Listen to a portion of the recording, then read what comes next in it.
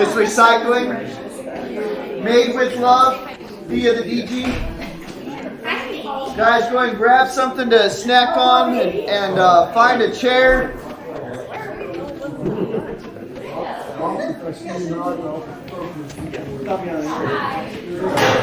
Right. So, I just want to, you'll notice something very important. There's a very important personnel change we made tonight. You know, we have Paul's Preparedness ministry. And when Paul is stuck, you know, beyond a fire and cannot get here because 83 is shut down, he's coming through Benson. But that's okay because the brains behind the operation are going to be speaking to us tonight anyway. So, but we can't call Paul's Preparedness ministry. So I decided that we're instead going to call it Amber's Apocalyptic Ministry because it's 2 A's. Anyways, so this is but I just so Amber's going to take the reins tonight, and she's got an amazing presentation for you guys. You know, she does the lion's share of the work, the day-to-day work at Hillcrest Farms, the Maxwell's farm down there by their house. So she knows what she's talking about, and she has come and taught us so much to help us be successful in gardening. So this is very, very timely, and to show you how timely it is, we're going to let you watch a short video about the looming American food crisis that's coming our way. It's a short video from Tucker Carlson. But before we do that, I wanted to open us up with prayer. So if you would bow your heads with me. Heavenly Father, thank you so much for Amber and Paul and just the wealth of knowledge that they have and the willingness to share it, Lord Jesus. Thank you for Amber stepping up for this event tonight and being willing and so ready and prepared to help us be successful, Heavenly Father, in this regard. Lord, we pray that you would help us retain the information that she's going to share with us tonight. Help us have the right perspective as we move forward, Heavenly Father, that we be able to take care of our family, our immediate family, and also, Lord, that we can take care of others, Heavenly Father, that we know that we are called to be the church even during the hard times. And we pray that you'd help us successfully prepare for those hard times so that we can better help others, Lord Jesus. Please just be with Amber as she speaks tonight, Heavenly Father, and as she has so much knowledge, it can start to seem like trying to take a sip of water from a fire hydrant, Heavenly Father. Please just help her as she tries to give this information to us in a way that we can take it and run with it and be successful as well, Lord Jesus. Please just give her wisdom. Thank you again so much for her and her heart, Lord Jesus. Please just bless our evening together. In your name we pray. Amen. Amen. Amber, do you want to go ahead and just roll it? Yeah, roll it. All right, roll film.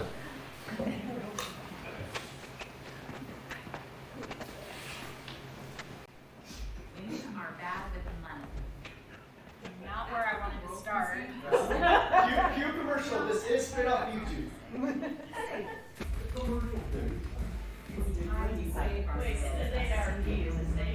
Until we're no longer 80% more likely than men to live in poverty and retirement.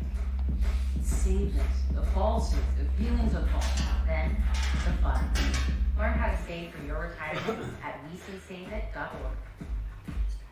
Good evening and welcome to Tucker Carlson Tonight. Last spring, in March, at a press conference in Brussels, Joe Biden explained that the sanctions he was imposing against Russia, while morally necessary, were also going to cause food shortages around the world, including here in the United States. It's going to be real, he said. Now, Biden said this in a very odd way. There was no hint or panic, emotions you'd expect from a leader predicting the deaths of human beings from starvation. None of that. Instead, there was pure, nonchalant casualness. Biden could have been describing the weather or a trip to the dry cleaners. It's going to be real. Then, Biden continued, recounting a conversation he'd had with European allies. He told us all about it. When he met with the group, Biden said, they spoke about, quote, how we could increase and disseminate more rapidly food shortages. That's what Joe Biden said, verbatim. It's on tape.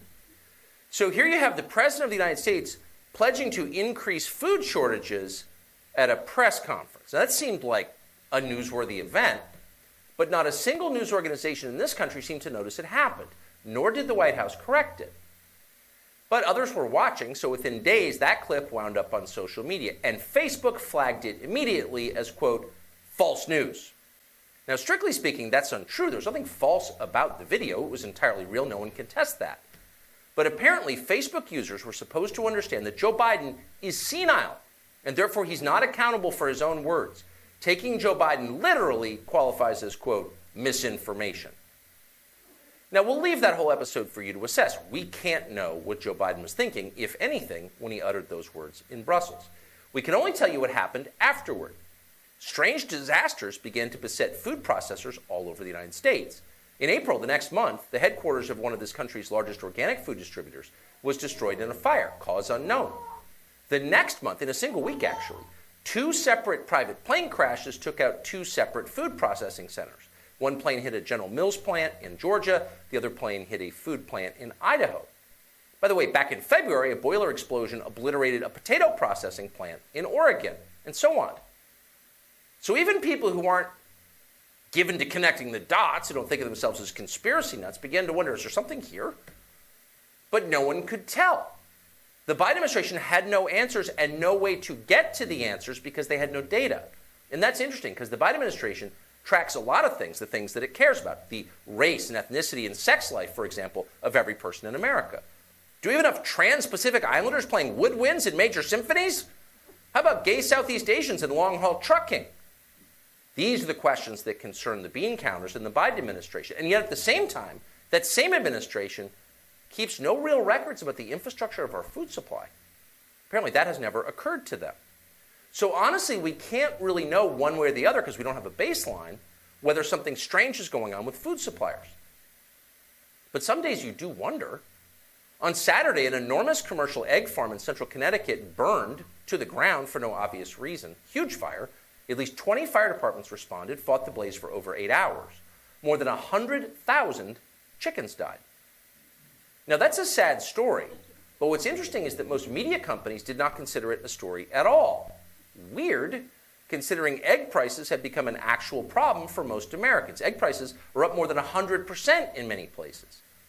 And yet, at that exact moment, when eggs are a concern, 100,000 chickens die in a freak fire, and the New York Times, which is right next door in a neighboring state, does not even cover the fire? What is that? Don't worry. Things like this have nothing to do with egg prices, say the media. It's just avian flu. Watch. Egg consumption has grown over the years as many people are eating them as their main protein source. But the production has slumped because of the ongoing bird or avian flu epidemic. Over the last year, the USDA says nearly 58 million birds have been infected in the U.S., making it the deadliest outbreak in U.S. history. Unfortunately, the infected birds have to be killed, causing the egg supplies to fall and prices to surge. In some cases, stores are running out and limiting the amount people can buy. We bought eggs earlier this week here at Fry's in Levine. We paid $8.99 for a dozen eggs. So if you ask the Agriculture Department, for example, or anyone in the Biden administration, to the extent they're paying attention, which is not much, they'll tell you that egg prices are high because avian flu, and that's a completely natural virus just like COVID. The price have nothing to do with chicken farms burning down. Again, not that anyone in the government tracks that kind of thing. Why would they? Because nothing like that could ever happen. Settle down, QAnon! And a lot of people, particularly the national news media, people who could not identify a chicken if it didn't come with dipping sauce, are satisfied with that explanation. But we noticed that some farmers who deal with chickens every day are not convinced. Some chicken farmers have noticed something odd. Their chickens aren't laying eggs or as many eggs. And these chickens don't appear sick with avian flu. They're not dying, they're still alive. They're just not producing eggs. Now, healthy hens lay eggs on a regular basis every 24 to 26 hours, but suddenly, chicken owners all over the country, not all of them, but a lot of them, are reporting they're not getting any eggs or as many. So what's causing that? Clearly something's causing that. Some have concluded their chicken feed may be responsible. Watch. Is the commercial feed the reason so many people's chickens have not been laying at all? This is a question that I am asking myself, and I have seen all over TikTok, Facebook, everywhere. I'm talking about chickens, tons of people who are having no eggs for 6-7 months. Like, this is not normal. I have at least 60 hens that should be laying. I have a flock of roughly 100, and I was getting 2 to 3 eggs in the summer, all summer long. I genuinely think it's the feed, especially after seeing so many people have the same problem, switching to a local feed and it fixing itself. Really quick. So why'd we just put that clip on TV? Because that chicken owner speaks for all chicken owners? Because she's the world's greatest expert on avian questions? Probably not. But because the people who should be keeping track of what's going on are clearly not keeping track of what's going on because they just don't care. And so instead of going to the usual sources at the Ag Department or calling the White House press office, we decided to listen to people who actually have chickens. And that one, for example, the lady you just saw says she switched her chicken feed and it solved her problem. Her chickens began laying eggs once again immediately. Now, the specific brand of feed referenced in that video is called Producer's Pride. It's made by Purina. Most chicken feed brands are made by Purina. Purina also makes Producer's Pride, that's the cattle feed, recently subject to a recall after regulators linked that product to a series of unexplained cattle deaths. It was removed from shelves because there was a good chance you shouldn't be feeding it to livestock. Could that be happening again? Now, we don't know. But we should tell you, because again, no one else seems to be keeping track of this, that it's not just Producer's Pride that some chicken owners are worried about. Some have concerns about several other chicken feed brands made by Purina. So we reached out to the company today, because again, we're agnostic on this, but we figured we would do a little poking. And they said they've looked into it too, and their feed is not the problem. And that may absolutely be true. We don't know. What we did notice, though, was that explanation was more than enough for most media companies, trained as they are to accept corporate press releases as the final word on any given topic.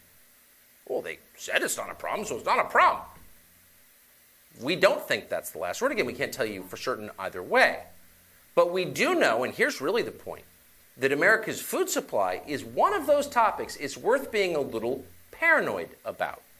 This is not a matter of how many Trans-Pacific Islander oboists we've got.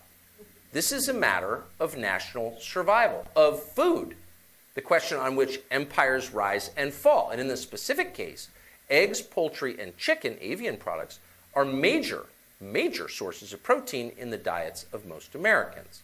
And you need protein to live. If you don't have enough, you get protein deficiency, and that can stunt the growth in children. So a question like this, whatever its cause, could easily flower into an actual public health crisis. And of course, it's also potentially a national security problem. There are so few eggs right now at such high cost that smugglers are trafficking eggs across our border. Watch this. Here at the busy San Ysidro border crossing in California, we're traveling fast about a new good being smuggled into the U.S. U.S. Customs and Border Protection has reported an 108% increase in seized egg products and poultry that people have tried to smuggle through U.S. ports of entry in just the last 2 months. So are we being a little paranoid about the American food supply? Yes, we are, and we're proud of it. And our leaders should be even more paranoid, always, about our food supply. Food, energy, water. Those are the 3 things that matter. The rest of it is noise. And of course, as always, they're ignoring what really matters. Well, I wasn't going to talk about chicken, but about that, huh? I can attest to the chickens not laying. We started mixing our own feed, and I got 2 eggs yesterday. Yes. And I bought mealworms. So if you guys want to know how to grow mealworms, did everybody get a handout? I don't know if you want to scribble notes on it or what you want to do with it, but it's the PowerPoint that we're going to go over. Okay, so thank you all for coming. I know it's Sunday and late in the evening, but I appreciate you guys all being here because I want to be able to feed my family as well as my community. So thank you guys for spending your time with us today. This is a quick look at our garden when we were mass producing for farmers market. And this is what we can all do. So this is how we can feed our community. Next slide, please. So in 2008, when Logan was born, Paul showed me something similar to this, and it set us on our preparedness path. So as you can see, 3 days without water. We're going to talk about water a little bit today because we have to have water to grow food. and then 30 days without food. And Paul has pretty much covered some of the other stuff in other preparedness meetings. Next slide, please. Okay, quick overview, and sorry it's so small. This was pretty quick today. We're going to go over some water, current resources, as well as, I forgot the microphone is over here. Rainwater harvesting. We're going to talk about some sprouts, some microgreens, traditional gardening and what that looks like, the location, soil preparations, pests, planting, and then again harvesting. And lucky for us, we have an actual farmers market here in town.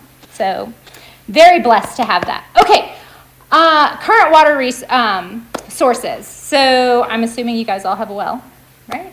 No? For the most part, nobody's on city? Fantastic. So other water resources that we have are, most of us have animals, so water troughs, swimming pools. It's really gross to think about taking a sip out of a swimming pool, but in case we have to, that's definitely a huge chunk of water. Dirt tanks, windmills, solar wells, creeks, lakes, and then cut lines on contour. So I added cut lines on contour because we did this on our property to hold water. You guys have all seen it rain in the desert, and you know what happens? It lands and it sheets. And it's over at the neighbors, and it's down the road. So we cut lines on contour at our house to hold some of that water to help with our crops. Is that a fancy way of saying ditch? Yes, it is. It is. So it is on a, we took a laser and cut it perfectly with elevation, so the water will not slope off. It just sits perfectly in that ditch and soaks into the ground instead of sheeting away. So it allows us to hold and water our field and not necessarily the neighbors. So if you have all of those things, we're going to need, if we're going to drink it, we're going to need some sort of a water filter, and we at our house use a Berkey. So don't have to use the Berkey for your garden, obviously. You're probably going to be using a bucket if we get to that point. But that's our current water resources. Okay, rainwater harvesting. This was a huge thing when we built our garden. We put in a 3,000-gallon tank and I believe a 6,000-gallon tank, and it all comes off of our roofs. So any of the gutter systems that we currently had, we just put a pipe on it and sent it somewhere to hold that water also. So most of you have seen the first one, just the barrel up against the house with a little bit of water dripping into it. Most of those, when we get our rains, flow over and off they go. The second was an ICB tote. That was a really inexpensive way for us to catch water for a while. We had one spout that just flooded everything, so we had an ICB tote at the house, so we just stuck one underneath it and held water, which comes in really handy because our well runs out of water really quickly, and we can water crops out of there with just a little submergible pump. So this, I wish our underground system looked like the one on the far right, but that is definitely a pipe dream for us to have that kind of water storage, but that's also a possibility for harvesting water. Anybody harvest water currently? We did, we don't know. Yeah. We did with the barrel. Yeah, the small, House, the 55-gallon drum? tin roof, and it'd be amazing how much water you can catch coming off your roof. It is. It is. We can fill up a 3,000-gallon tank in an inch of rain on one of our roofs. Wow. Yes, ma'am. Does anybody know a good gutter guy? Oh, yeah. Nancy actually asked that question today. We used to, but he retired. So, He knew gutters. Josh knows somebody. Gutters? Oh, we used Caleb, but it was only because we put in industrial gutters. Metal roof, they put them on metal roofs. No, he won't. He said he'd never do it again. Oh. We were never here when we got done, and he did it for us. But they were the big square, industrial ones, and him and the guy did it. But he said he wouldn't do it. You said Caleb did? Yeah. He said, no, go. Yeah, he Must said, have been he had us after. originally go buy them at Home Depot, and I said, well, we have the great big huge industrial ones. Can you just, because we had partially around the house, and he did the rest of it for us. Gotcha. Yeah, you can get a lot of water out of the others. A lot of water. Yeah. Okay, any questions about the water harvesting? Yes, ma'am? One thing is if you do make a tank or something, you do need to go through the Department of Water Resources. Next slide, please. How long does it last We love you, Sandy, but we're for not- your guys' production level? So we have a 6,000 gallon. And it will last us about 4 days, and we were watering about 1/4 of an acre. I was talking about making like a dirt tank to stop the water as it flows naturally. Yes, so we actually did get called, the county called, because we burned up a natural waterway. The lines on contour weren't a natural waterway because they weren't there. There was no damming, it was just actually damming up the sides of the deal. But yes, I can imagine because we got to deal with them. Okay, sprouts. So you saw 30 days. I can't go without eating for 30 days. I refuse. I'm going to eat something, even if it's my child or my nephew. So we do sprouts. So sprouts are super simple. Seeds are really easy to store. I use a coffee filter and just a largemouth mason jar. You do have to rinse them or water them every day. So I just take off the lid, stick it under the water, pour it out, put my little filter back on, and I'll show you. So this is today, so you actually soak them. And then this I started 2 days ago. So if you guys want to pass that one around, it's already got the little start. So that one's going to be like 5 to 7 days because it's got a mix of different kinds of seeds. But on your sheet, it'll tell you, like buckwheat will take 1 or 2 days to sprout. So that's a little quick cheat sheet on how quick you can have food. What is this? Those are called sprouts. So it's just seeds in a jar. What kind of seeds? That's a mix. So that's going to be alfalfa sprouts, broccoli. So it's kind of a salad mix. A little bit of everything. You eat that stuff? Heck yeah. Yes, sir. So why do you use white filters as opposed to brown filters? Why do you take the filters off? Why not just water them through the filters? You could. This, for some reason, was a really good. If you buy a seed starter kit, you're going to get a wire mesh, and it'll just pour right down in there. Being a coffee filter, it takes a while to stand there and wait for the water to get in because it's slowly filtering through. This was a white filter. I don't know why I chose a brown filter up there. No. And Paul prefers the wire mesh. I didn't know where they were, and it was time to teach a gardening class, so I grabbed a filter. So we got this is how I keep my seeds. We got our original seeds from Sprout House, and these seeds are actually like 8 years old. So the company is called Sprout House? Mm-hmm. The Sprout House, and they're certified organic. And this one, let's see. That one is a salad mix that I was passing around. We also got holly beans, hard wheat, and mung beans. The mung beans take a long time to sprout because they're such a hard shell. Yes, ma'am? How long do these seeds last? These ones are 8 years, so I don't know how. I keep using them, and then if they don't sprout, I chunk them. But I've also had things like sprout up in the garden, like, where'd that come from? So Probably those old seeds. hybrids are natural seeds? I'm sorry, what'd you say, Roland? Are those hybrids? No, they're just organic.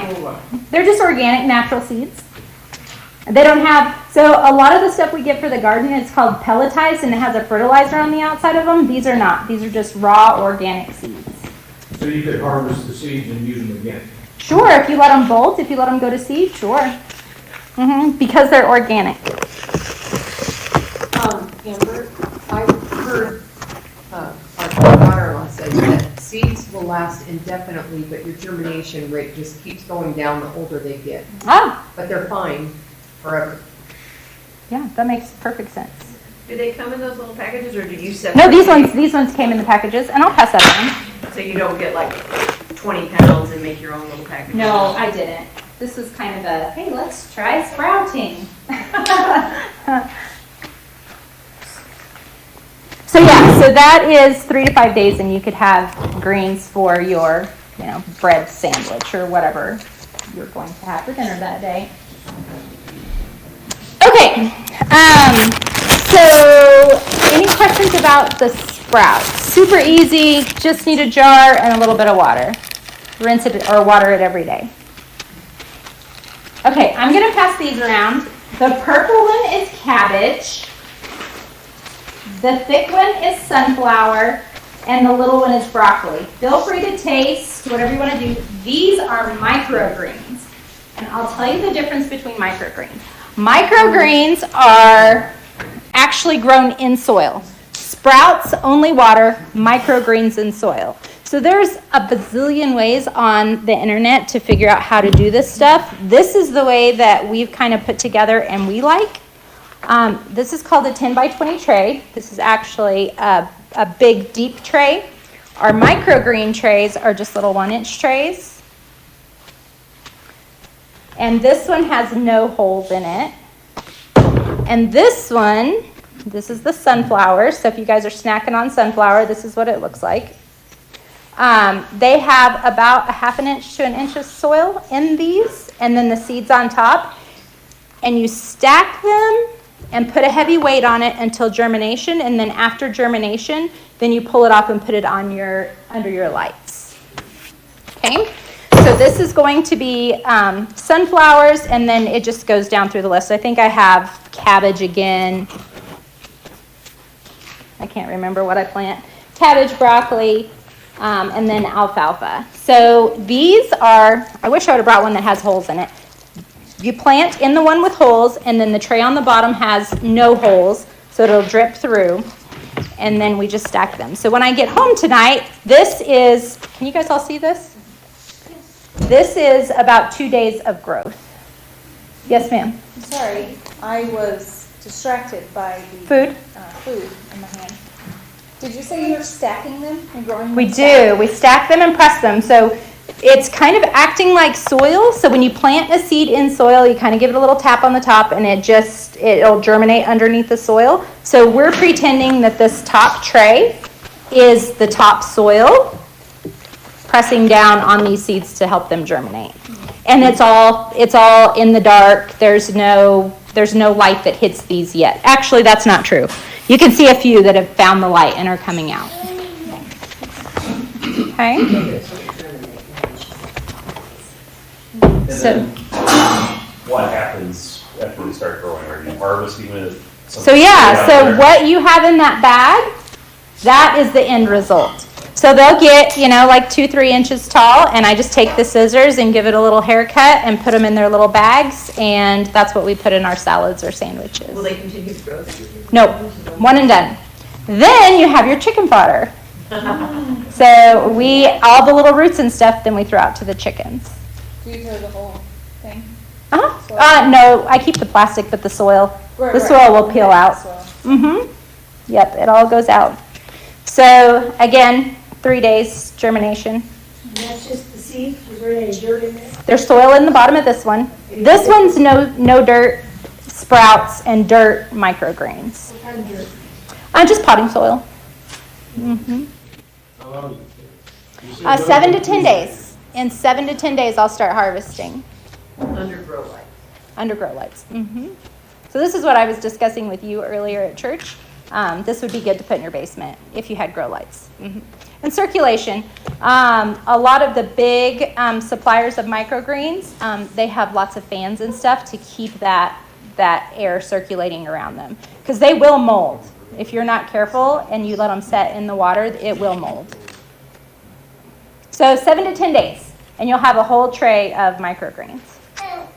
Oh, you think so? Good stuff. Okay.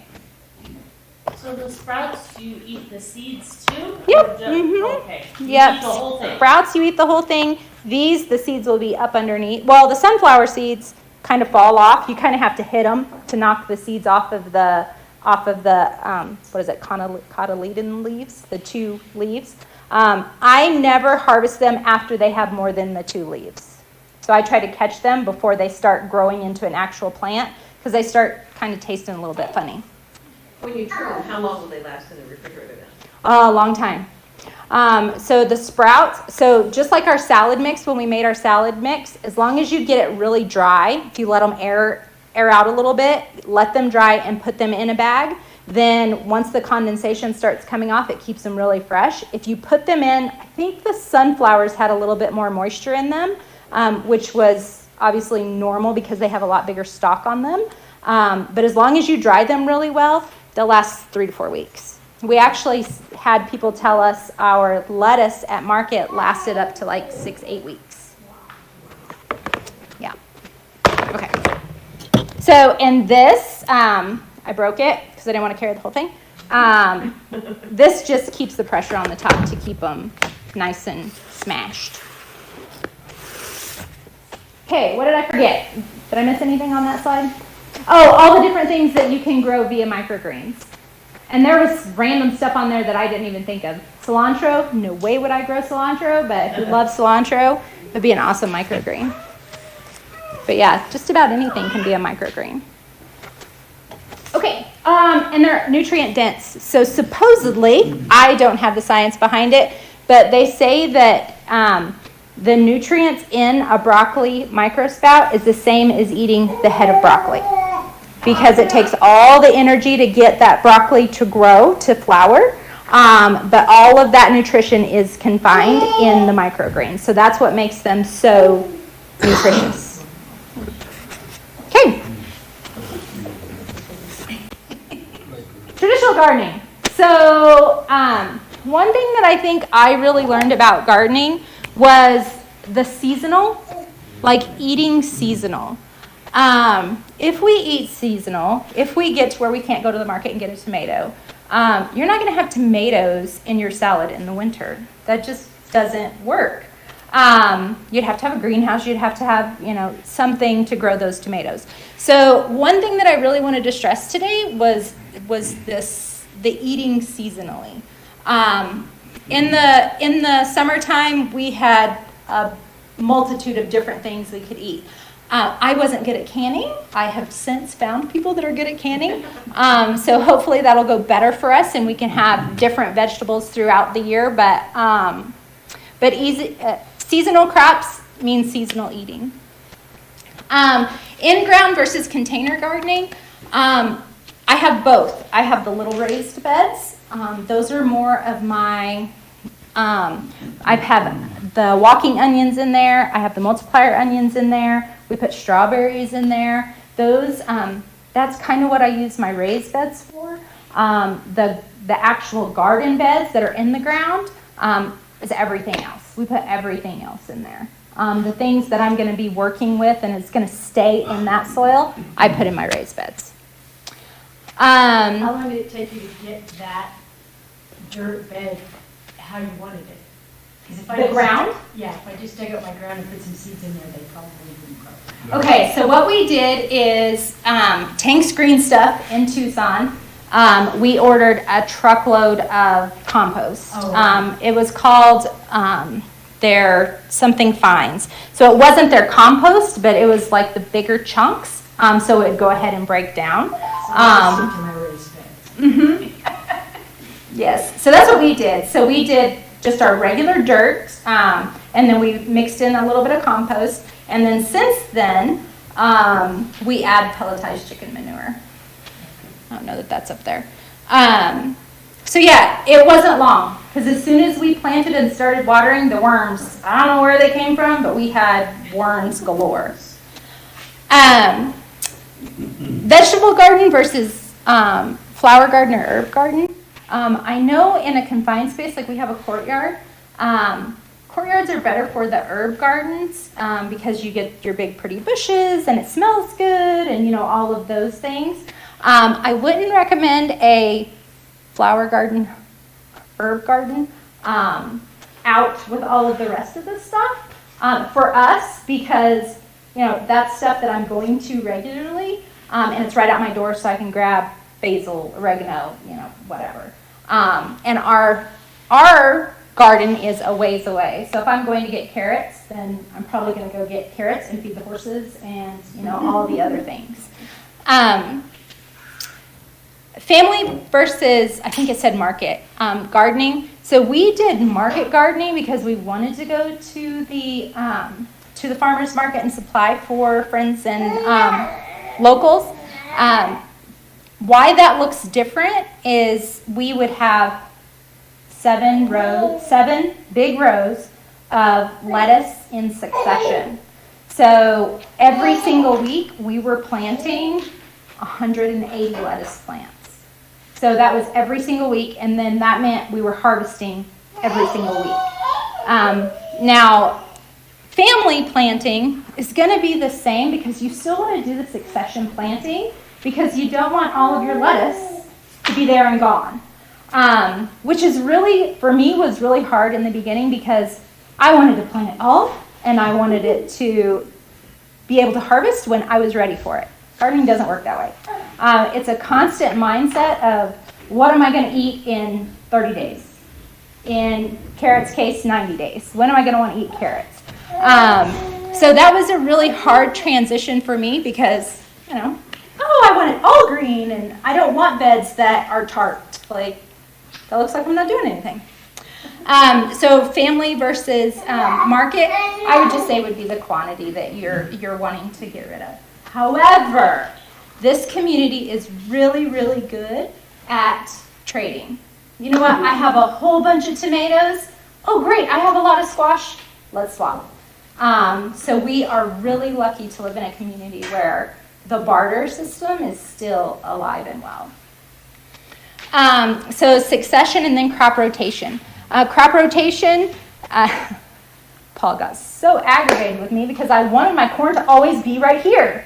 It doesn't work that way. Corn takes certain nutrients out of the ground and you have to replace that with something different to put those nutrients back in the ground. So again, in my mind, corn shade all my plants. Well, that has to be in succession also. That needs to be rotated and you need to be switching your plants out with different plants so you can keep your soil as it should be. How big is your garden? About a quarter of an acre. Yes, ma'am. Where do you find this information on crop rotation? What I mean is the specific nutrients that come out of the soil. I Google everything. Also on the seed packets, there is like the Three Sisters planting method, like the corn. You put the corn, then you put the squash, and then the beans. And if you have those on rotation, then your corn stalk becomes your bean stalk to help your beans grow. So I know for sure those are 3. Otherwise, I would just have to Google it. Are there any books that you recommend for everybody? Always. So we got the book, The Market Gardener. That's probably my favorite. Another book that I pulled out to help me create these slides was Rainwater Harvesting, and that guy that wrote that book is actually in Tucson, and he has a lot of things in Tucson created. And there's one, Backyard Homestead is another one. Tiffany, also on some seed packets, we did some seed starting today. It'll tell you on there to rotate, that this is something you would want to rotate. Does it tell you what to rotate it with? Well, no, you plant this week and then next week you plant. Succession. Succession. Yeah. Succession. Oh yeah, I get that's. But also it'll tell you companion plants or. Yes. Rotating. What kind of seeds? What brand? But botanic interest. But there's so many good ones out there. We just get a bunch of those for free because it's there. And they're non-GMO organic, so. You were talking about putting in lettuce. Do you sprout it then under your lights and then put it in as plants? I do. Mm-hmm. And that's one of those that comes with the fertilizer. And our lettuce seeds are 20 cents a piece. And they sprout. Every one of them. I know exactly where I dropped that seed. So yes, and that's about called. buying your seeds. Mhm. Like, I'm not the best gardener ever, but I grew a garden 5 years in a row in one place, and I found that, and I tried it like the third year because I thought I was crazy. Only a third of the organic seeds sprouted, and all of the non-organic seeds sprouted. What's the deal with that? The stuff that they put on the seed. Oh, okay. So that makes it not really good for you. Okay. All right.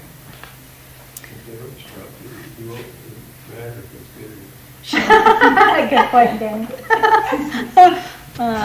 So Okay. twice as many and then weed them out. So yes, so definitely like with the onions and the carrots and a lot of those things, you do plant them really tight and then you do weed them. That's what, I was married to a farmer and that's what he did. He planted twice and then you just thin them. Even in our tomato starts, that's what we do. I'll drop a few extra just to make sure we get full germination in all of our trays, and then you just take the weak one out. Okay. Do you harvest your seeds then from those organic plants, or are they? The only thing I did last year was the carrots. Carrots is the only thing because we let them go to seed. So we had a whole row of them, and I quit going to market, and we didn't eat all of them. So they went to seed, and I just went and cut all the seeds off of them. So we will have a bunch of carrot seeds. But carrots is, there's several crops, and we'll get to in a minute, that you can grow year-round, and carrots is one of them. They just are difficult to germinate. Yes, sir? Amber, on the, say you're going through the types of gardening, on the tomatoes, have you tried hydroponics and how'd that work out? So I have not tried hydroponics. I have not. We've seen it done at different gardening things that we've gone to. You have to put a lot of nutrients into the water, but no, I have not done it. But I've seen it done, and I mean, they look good. Yeah. Okay, thank you, Nick. Location. Okay, so you definitely need sun, water, relatively flat. And this seems crazy to me to have a relatively flat place to have to say that, but if it's super flat and we get those hard rains, that water's not going anywhere. So we put a little bit of a tilt to our garden, so when we get those hard rains, that the water would run off and not just saturate and stay and flood our garden beds. So that's why I say relatively flat here. And in this picture, you can see we were in the high tunnel getting a hard rain, and the water is just sitting. It's not going anywhere. So that would have been a really bad place for us to have our garden because, I mean, you start getting mold with your root crops and just a hot mess. So if you can, a little bit of a tilt to your garden so that that water will run out of there. Convenient. So when you are trying to figure out where to put your garden, for me, I have to feed horses or animals every single day. So twice a day I'm walking through the garden. That's why we put it there. Besides our barn, we turned into a pack house. So anytime I go from the house to the pack house, I'm walking through the garden. So if it's convenient, you're going to see weeds, you're going to see other things. It's not out of sight, out of mind. So for me, convenience was a big deal. Air circulation, again, same with the sprouts. When you get that stagnant air, that's when you start getting your molds and all of that stuff. And shade. Like I said with the corn, I wanted the corn on the west side because when it grew, it would shade all my plants on the east side, or sorry, vice versa. I wanted it on the east side, so it would shade, that morning shade. But since then, we plant around our well house, and the well house kind of gives shade to some of our plants that need that extra bit of shade. Amber, what do you guys do about the wind and especially if you start What wind? something? I have no idea what you're talking about, Josh. Every time you start something inside under a grow light and we take it outside, the wind Yeah. breaks the stalk immediately. Absolutely. Okay, we're almost there. We're almost there. Okay, soil. I promise you, I brought stuff and I will show you exactly what to do, Josh. Okay, so soil. So we do the no-till method. I don't know if you've ever, especially probably a sawdust pile. When you break the sawdust apart, it has that white web of fungi and mycorrhiza. That's good. You want all of that in your soil. You want all those little critters in there eating up and breaking down the nutrients for your garden plants. So we have what's called a broad fork, and I hate this thing, just saying, that's a terrible word, but I do because it's a lot of work. So in our garden beds, all of our garden beds are about this width. You stab it into the ground, you step on it and bury these forks, and then you break the soil. So instead of tilling, which I love my tiller, the tiller breaks up all of the worms, cuts them in half, kills them, breaks up all your mycorrhiza, lets it come to the surface and kills all your mycorrhiza. So that's why we use a broad fork. Hurley's probably pretty familiar with the broad fork. But it is the end-all, be-all of our gardening. This right here, if I only had one tool, this would be the tool. Because you can break up that really hard soil and go in and just plant right where those cracks are. So that is a broad fork, and that's how we get ready to plant our next rows. Have you tried other methods, Amber? Other than tilling, no-till, have you tried the back to Eden or the?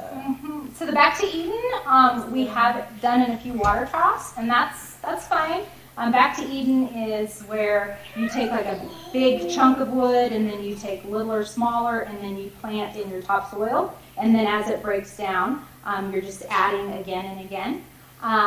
That would be a raised bed type thing in my mind, because for the mycorrhiza, for the organisms that live in the ground, they do need that nutrition. We chop and leave everything. So when I pull out a carrot and those green stems, if I'm breaking them off, they go right in the garden, and then we tarp over the top of that, and that's our organic matter. So you do have to have some sort of organic matter. We don't have a compost bin. We don't have any of that kind of stuff. We basically chop and drop. So our lettuce, we cut it off, and all of those roots stay in the ground. We tarp it, and it just breaks it all down. All the worms and stuff break it all down. So I have not, on a grand scale, Tiffany, done any other method. I've heard about them, though, from Paul. Just kidding. A silage cover. Okay. So some of you guys probably know what a silage cover is. You see these at dairies. It's the big round silage, and they cover it with this. So we use a silage cover, and we just got new ones from Phoenix. 60 by 44 is what we had ours cut. And when you want to kill weeds and seeds, black side up. So black side up, we water it. Black side up, this germinates the seeds underneath, and then it gets so hot it kills them. So it kills the plants. So sometimes when we're in a hurry, we go ahead and let those germinate, pull it back, and then we use the weed burner.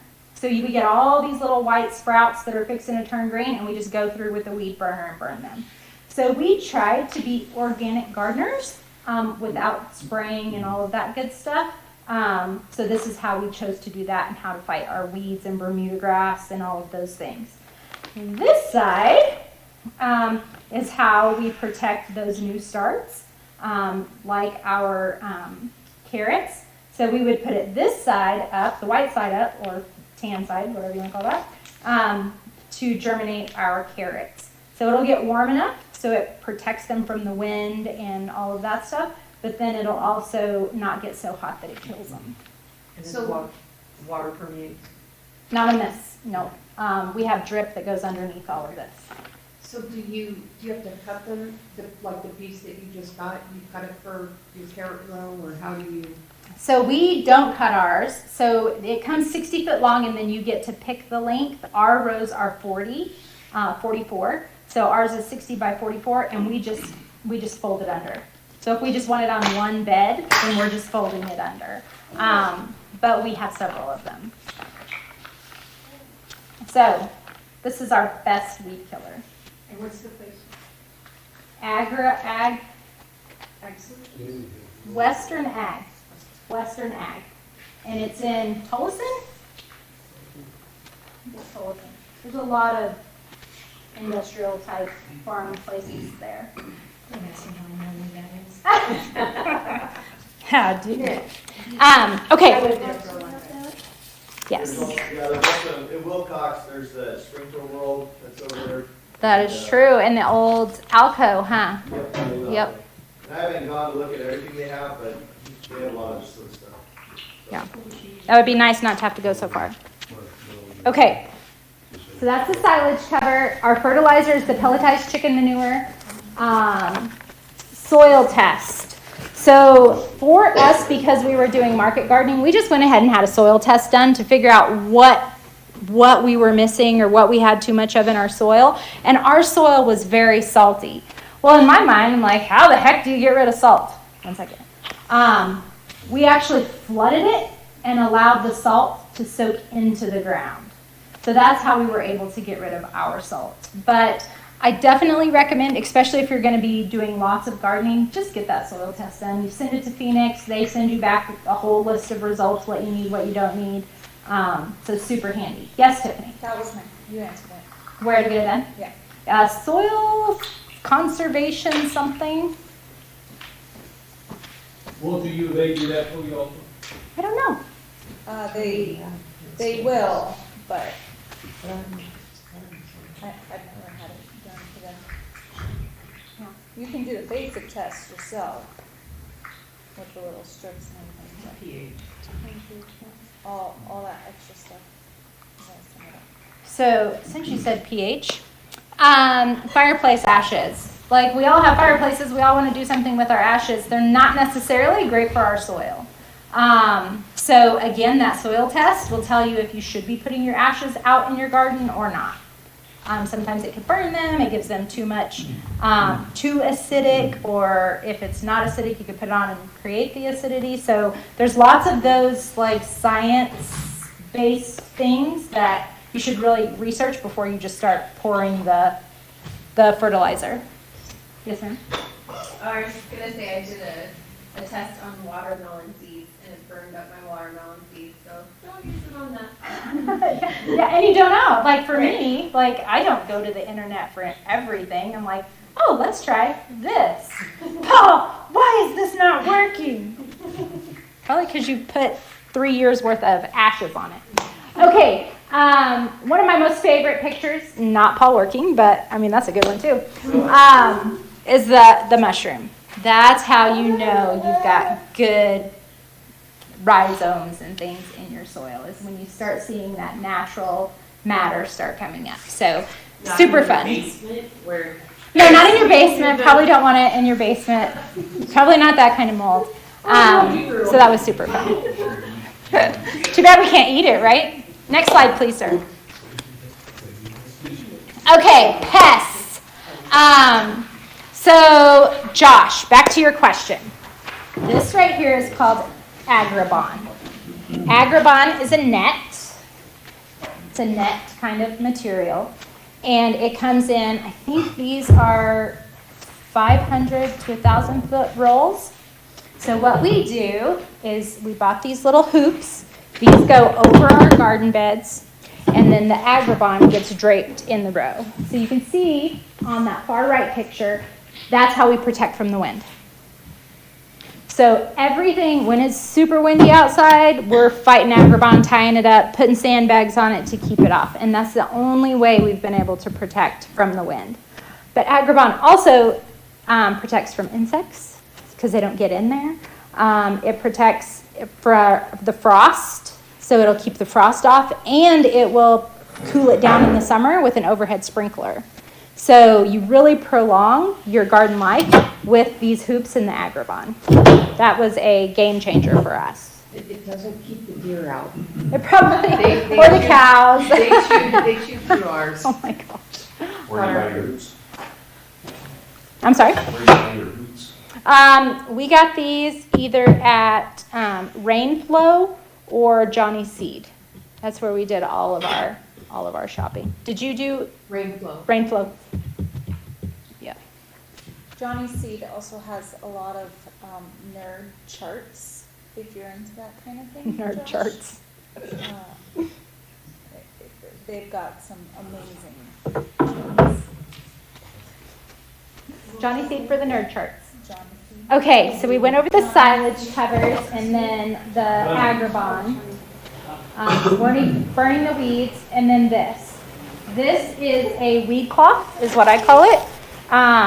It is just a woven cloth, and we put this, so if you can't plant really densely, like you can plant your lettuce really close to each other so that the sun doesn't get underneath and allow those grasses and stuff to grow, we used this. So like on my okra, because it takes okra a while to get big and shade the ground, we took this and put in the whole row, and then we took a weed burner. You know how they have that round piece? We took the weed burner, got it hot, and just branded all of these for holes to put our tomato plants, okra, things like that in, where we wouldn't get the Bermuda grass coming up and those kinds of things.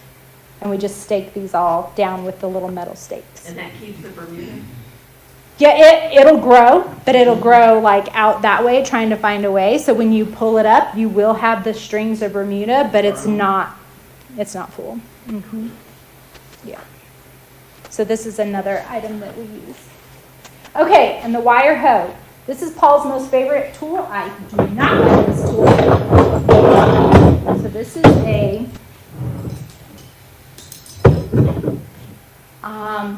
this kind of reminds me of what's on the end of a drill, and all of these little tools look like this thing that sticks inside the drill. I'm not savvy on all that language, but it's kind of a bit, and it sticks in here, and then you're not bent over weeding.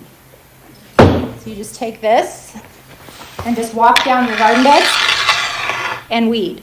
But that means your weeds have to be tiny, tiny, tiny, like hair tiny. Once your weeds get big, this isn't going to work. This wire isn't going to work. You have to have something more robust. So we take these and just run them, just walk the whole garden, just weeding, keeping all the little tiny weeds out. And then once they got bigger, then you would use something like this that would chop them a little bit more. It's kind of like a hula hoe, I guess, kind of blade. But this was an end-all be-all for Paul. He loved this tool because I grew up, my mom made us pull weeds, so it's not a big deal for me to do throw a squat and pull weeds. Paul, not so much. So that's another weeding tool that we have. This came from Bootstrap Farmer is his name. Bootstrap Farmer. And he made all of these tools. It's got this nice little carabiner on it, so you can walk around with all your little tools, looking all fancy. Okay, and then the moles up there, you just can't get rid of those. You got to make it fun so the kids want to come and hang out in the garden. Huh, Hurley? Mm-hmm. Okay, so that's how we kept away the weeds and the insects and the wind. I didn't think about the wind, so thank you, Josh, for bringing that up. Okay, planting schedule. This is a question that I get asked more than anything. What am I supposed to be planting right now? Honestly, I have no idea. I have no idea. I always have to go back to a spreadsheet, or I've learned over the years, root crops, winter, things that are in the ground you can do in winter, but our lettuces, spinach, we grew all year long the first year that we gardened. So there is no real rhyme or reason. If you're willing to put in the work, you can grow anything any time of year. So what I did, Tiffany, data nerd, I took May 1st as our date, and I calculated based on the plant's seed start date when they go in the ground, and I calculated it all backwards to give me dates. So that's what these dates are. This is what I'm going to try to live by this year. I don't know that these are perfectly right. This should be perfectly right based on the seed package. So, really and truly though, watch your mesquite trees. We do not plant things in the ground that are sensitive to frost until we get our mesquite tree, not 200 yards down the road, blooming. If it's not blooming, we don't put it outside. You mean starting leafing? Sorry. Yeah. So you're more than welcome to try to use this. I'll let you know as it fails or I have successes, but it is definitely a work in progress based on just a few Excel calculations. Okay, so when you're talking about starting the season and setting them outside, where are you selecting to set them outside? So at our house, we put them in the courtyard because it's protected from the wind. So we set them out and we bring them in. We set them out and we bring them in. On really nice nights, we leave them out. But if it's not gonna, if we think it's gonna be a little bit frosty, we bring them in. What's your temperature that's your cutoff and you bring them in? As long as they're decent size, I'll leave them out at 34. But at that 32, and if it's moisture, so it's kind of based on the moisture too, because more moisture, it will burn those leaves. So it's just a whole lot of different things trying to figure out, like, I think it'll be okay, and then walking out and being like, well, it wasn't okay. Dang it. That was one of the hardest lessons we learned with seed starting is putting them out, or we would take them direct from house to the ground, and you're supposed to harden them off. Well, I learned that really hard. What about the direct sun also?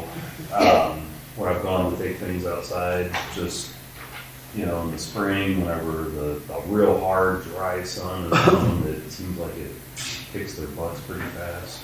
So I think we have less of a problem with that because when I roll my seeds out, I have them on a wire rack, and when I roll it out, I roll the whole thing. So the ones on the bottom probably don't get as much sun as that one top row. And when we started them in the pack shack, we have a shade over the end of the barn. So we would roll them out there, and they were getting the wind and the heat, but they weren't direct sun. So yeah, if you had a place to keep them out of direct sun, that would definitely be the best.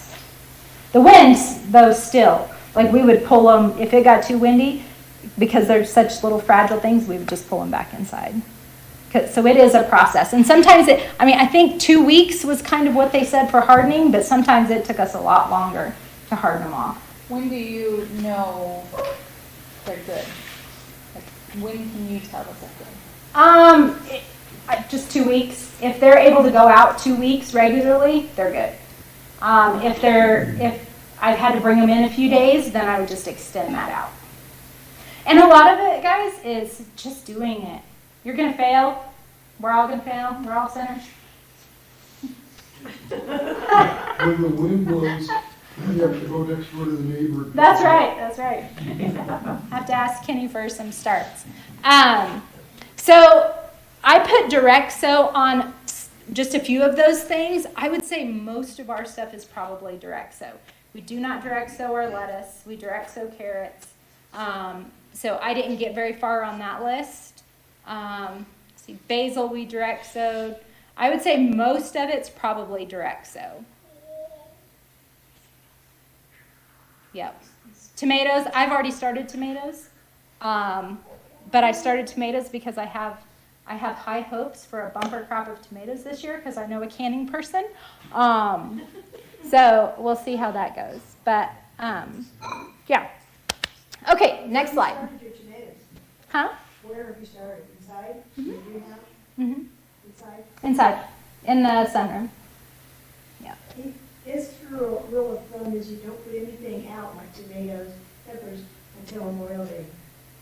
Yeah. You So. seem to have a frosting day. Yep. So our first year of gardening, we had lettuce, arugula, spinach. We had all the things, and we were supposed to get a snow. And we put Agribon on everything. And the next morning, we had that big 4-6 inches of snow, and we were outside pulling the Agribon off of all of our plants, trying to save them. And it worked because we only got the snow, and then it was gone. But we tore up a lot of Agribon because it held the snow off the plants, so we had to go and move it. But it worked, but it was a lot of work. I don't know that it was worth all the work, but Hey, Amber, Mhm. could I make a shameless plug Yeah. for the app. the app? Our daughter-in-law started an app called Garden Growing, and it's zone-based, and it has a lot of that information that you just had there about when to do what. Which, that's what I like. Just tell me what to do and what day to do it, or what month to do it, or how long to wait to put them out. But it's called Garden Growing, and I think it's only available on Apple. Because I tried. Sorry, she's working on it. She's trying to get. There's my Android buddy. talk about playing here or playing you That's true. It's called It garden lets you growing. select the different. Garden growing. And it does let you select the zone. The zone. Yes, zone-based information. I don't go off zone. I go off the mesquite tree. I'm sorry. Because we planted so much outside before the mesquite had leaves on it and lost it all. But the mesquite tree knows what zone it's in. It does. You can tell coming up 83, It does know. they get leaves earlier down Yes. by Vail than they do here. Right. Well, even Pastor Steve, like, I think you're 3 weeks after me, after being able to plant. And Scott, yeah, I think we can plant like 3 weeks before you guys. And that mesquite tree has full the week before, your friend. Has it really? Oh, yes, ma'am. It means what? You don't garden. In the bud. In the bud. Okay, and because we are at church, gardening is biblical. I looked up all these little fun facts. How many times is the word food, garden, weather, wind, sun, rain, labor, insects, and harvest in the Bible? And that's just little fun facts there. So it's definitely biblical. And when Pastor Steve was reading this morning in Luke, I kept reading, and this verse was there, and I thought it was really appropriate. So, super fun. Thank you, Pastor Steve. Food. Get it. Go get it, bird. It's a mouse. It's coming for my sprouts. It's coming for my sprouts. Okay, so because you guys have all came and spent time with me tonight, I have a multiplier onion and a walking onion. So take as much as you want. You cannot get rid of them. Yes. Lana's onions walked my house, and I can't get rid of them. What about the garlic? No, I didn't bring any of that. Okay, so this is going to be more like a scallion, and this is a multiplier onion. You just plant these individually, and they double. And what I do is I pick one, and I stick one back in the ground. So you can't get rid of them. They just grow. They just grow and grow and grow. And there's a bunch of them in here. A walking onion. This is more like a long green onion. They're kind of like green onion, yeah. It's kind of like a green onion. They don't grow a big pole. Nope. Just like this. And what happens with these, if you don't pick these, then they grow onions on the top. Their seeds are on the top, and you take them off, and you plant them in the ground. So, multiplier onion and a walking onion. Please take them. Or else they're going to be planted at the church. Okay, any questions? I'm sorry we went a little bit over, but I wanted to make sure and have time for discussion. Can we have a field trip to your house? Did we talk about that today? No, it's Heather. Heather called me and said I'm not going to make it. Yes, absolutely. And I actually thought like this class would be great at our house because you can see all of this in the works. But we are mostly always home. If you guys have any questions or want to see how any of it works in real life, please come by. Yes. So just, I mean, I think you didn't say a lot about it. You had the Tucker Carlson thing, and a lot of this is, you know, we grow food, have food, or grow for fun, but there could always be that possibility of we have to grow to eat. You talked about bartering and stuff, and this is all good stuff. And I just was thinking about the summer crop versus the winter. Dehydrators, or if you got a freeze dryer, and then you can take those summer crops and have those like for a long time. Who has a freeze dryer? Nobody but her. I'm just a big canner. It's a good thing to have. It's just so much better to open a can of peaches in a can. so canning is good. We can and dehydrate stuff. So Dehydrating is good too. For supply. So all of this started when Logan was born, of course, and that would rent out your freeze dryer spots. The thought of not being able to provide Logan food was like, it tore me up. Never thought about it until I had a kid, and then thinking about Logan not eating, that definitely sent Paul and I on a whirlwind tour of preparedness, because if we didn't get a paycheck, we would not buy groceries the next month. Like that's how America, that's how we live. And so yes, absolutely. Whether it's eggs or meat or, any of those things, like food we got to have it. I mean, supposedly we can live without it for 30 days, but I don't know anybody that wants to try it. Yes, sir. Have you messed with cereal grains at all? Or anybody else ever? Planting them? Barley, oats, those types of things? So that's actually what we put in our chicken feed. And so when I said we moved into making our own, I added barley, oats, and sunflower seeds. And they've been in water. I put apple cider vinegar in there too for a week, and they're not sprouting yet. So I don't know. We've got lots of 5-gallon buckets of red wheat and all of that kind of stuff. I think that's a good idea to try to maybe sprout some of that this year because we will have some garden space. There's up in Tucson, I just learned this a few months ago, I think it's called Sonoran red wheat, and I don't remember the name of the farm because you wouldn't think of growing wheat, in Tucson, Arizona, but he grows the Sonoran red, I guess it's a hard red wheat, but I bet that would work down here too. Yeah, I would think. For wheat. Mm-hmm. I'm just trying to figure out some irrigated paddocks for the sheep. Mm. That I can rotate them on, and so I've ordered a bunch of seed, and I'm going to start this experiment. I'm trying to find anybody that has a grain drill down here. My dad got one. A grain drill? It's cordless. No. Huh. Yeah, I think that, even, if we can't get our wheat shipped in for the breads, that's a big deal. Mm-hmm.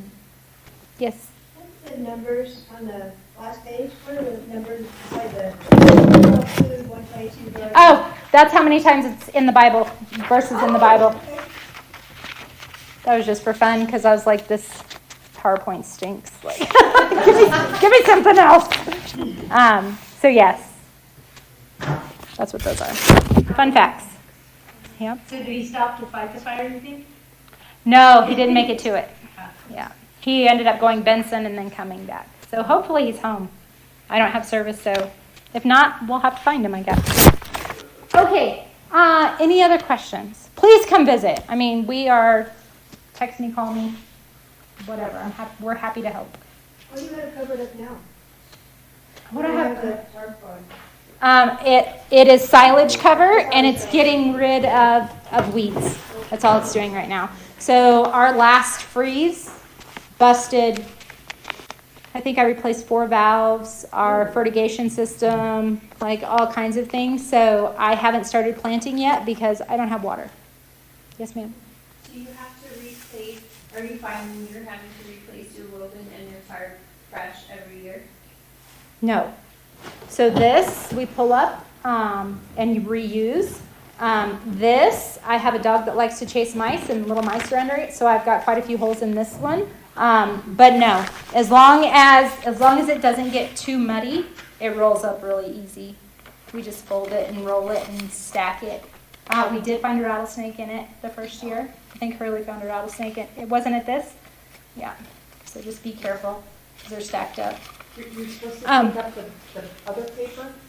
You don't read that? What, this one? Yeah.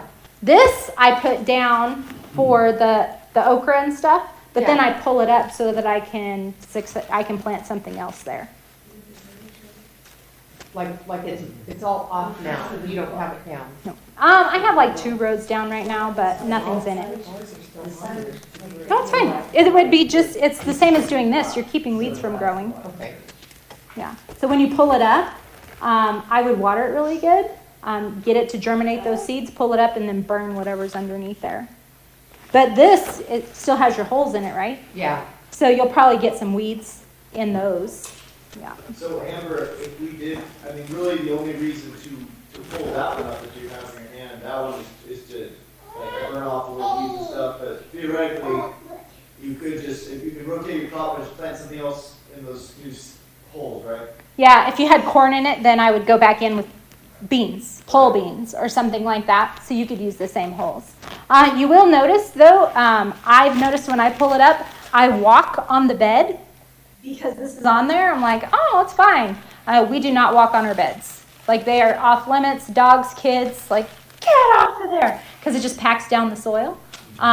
So it's a good idea to have a nice row that you can walk in and then stay completely off of your beds.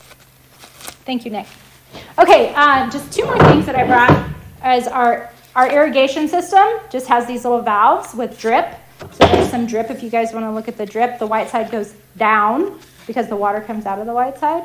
And this is how we water all of our beds. Where do you get your drip system? We got it at Rainflow. It was ordered. And if you guys are thinking about doing an order from Rainflow, I suggest you guys go together because I want to say we had like $1,000 order and freight was like $500. Oh. Yep. But Wilcox, if Wilcox has a lot of this stuff, I would probably go there. What is that? Rainflow? Rainflow. Mm-hmm. And it's just FLO, not FLOW, I believe.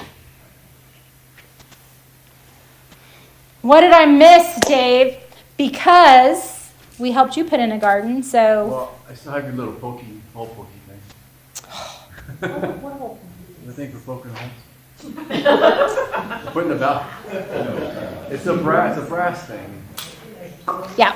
So a trunk line, this goes into a trunk line, and Paul just made like a brass pokey thing. I don't know what it's called, but to poke a hole in it. And then we used another one that was a little bigger to wallow it out, and then this went in. This piece went into it, and then it screwed on. I used a so yeah. point arrow and then a screwdriver. Yeah. Intelligent. What is the IQ? What was the IQ? 75. So do you water everything or do you sprinkle everything? So when it's hot, we have overhead sprinklers, so the Agribon's on, and we're just trying to keep it cool. That's the only reason we overhead sprinkle. It's for cooling. I love it. It looks beautiful, the water spraying, but it's just going into the air. Yeah, that's really. You're watering the air more than you're watering the yeah. Critters, yep. That's what we use. Deer. Yep. Well, we don't have, knock on wood, we haven't had deer, but we've got a really good high fence. So. Yeah, critters are You probably have lots. Well, you've got chain link too, so. Yeah, the critters. Okay. Deer go over a 6-foot fence, just. Ours, they haven't ours yet, so we're lucky there. Dogs. So putting in your garden last year, anything I missed?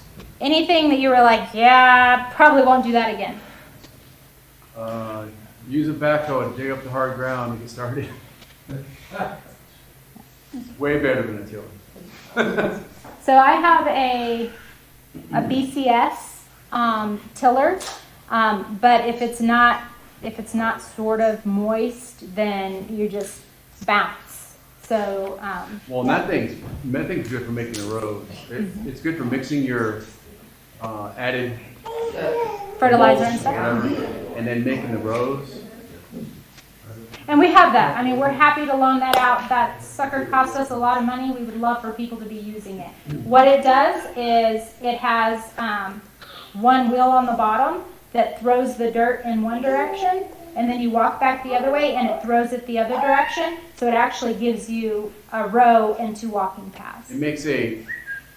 Yep. Then you put that thing on there that flattens it. The flatten thing. The actual tiller, it'll flatten it out. Yeah.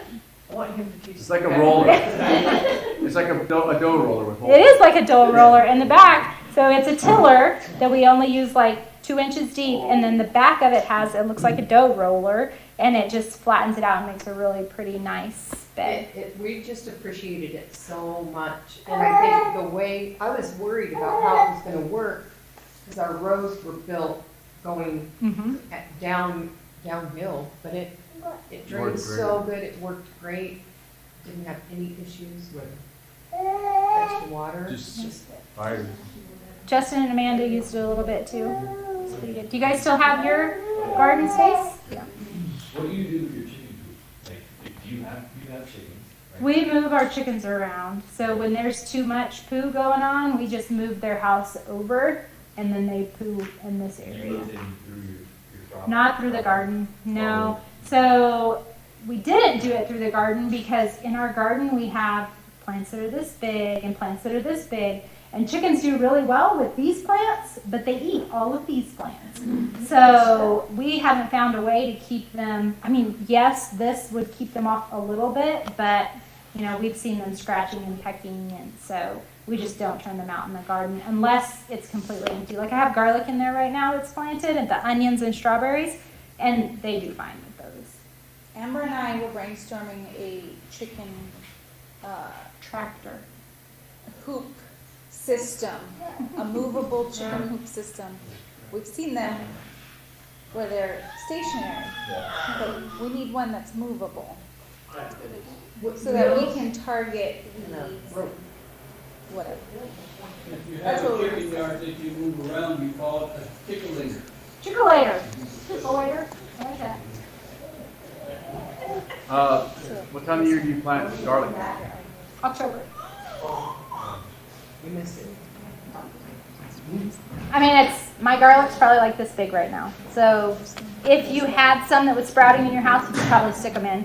I think we harvest July. So they're in the ground a long time. And garlic, if you guys love garlic that you get at Costco in the bag, I break it apart and stick it in the ground. Really? And it does just fine. I think it is organic. The Costco garlic is organic. The little pointy goes up. Yeah, or else they rot. Anything else? Thank you guys. I know that was fast and furious, but please reach out, call. I should have put my phone number on there if you guys have any questions, but I think most of you have it. Thank you. You bet, you bet. Oh, don't forget your onions. Onions, get the onions.